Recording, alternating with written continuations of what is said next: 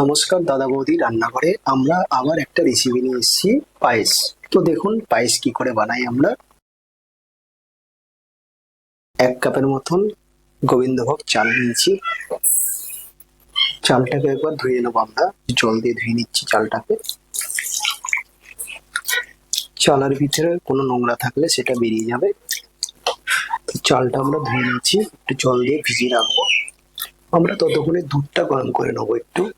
আমরা পায়েস রান্না করার জন্য একটা কড়াই নিয়েছি। তো কড়াইতে আমরা 1 লিটারের মতন দুধ ঢেলে দেবো। দুধটাকে আমরা গরম করে নেবো। আমাদের দুধটা গরম হয়ে গেছে।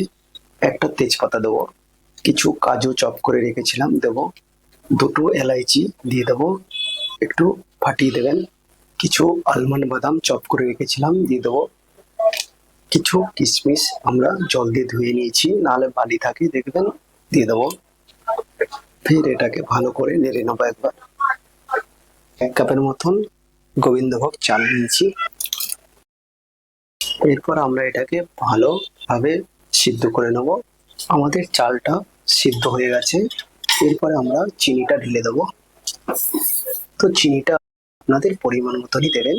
আপনারা যেরকম মিষ্টি খাবেন সেই পরিমাণে চিনিটা দেবেন। চিনিটা দিয়ে ভালো করে নেড়ে দেবো। তো আপনারা নেড়ে এইভাবে চালটাকে সিদ্ধ করে নেবেন। আপনাদের একটা ছোট্ট টিপ দিচ্ছি, দেখুন কড়াইয়ের সাইডে যে শটটা লেগে আছে এইগুলো এইভাবে মিক্স করে দেবেন। তো এতে কি পায়েসের টেস্টটা দ্বিগুণ বেড়ে যাবে। আর মাঝে মাঝে নাড়তে থাকবেন এইভাবে। তো এইভাবে আপনারা বাড়িতে বানিয়ে অবশ্যই খাবেন, আপনাদের ভালো লাগবে। দেখুন আমাদের চালটাও সিদ্ধ হয়ে গেছে। তো এরপরে আমরা এটাকে খালি করে নেব একটা বর্তনে।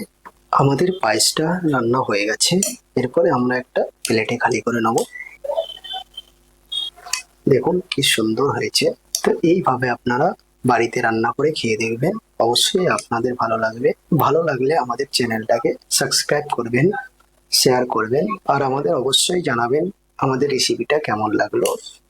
আমরা কিছু বাদাম কেটে কেটে রেখেছিলাম, বাদামগুলোকে উপরে গার্নিশিং দিয়ে দেবো। তো আমাদের পায়েস রেডি। এইভাবে অবশ্যই আপনারা বাড়িতে বানিয়ে খেয়ে দেখবেন, আপনাদের অবশ্যই ভালো লাগবে। আপনারা সুস্থ থাকুন, ভালো থাকুন।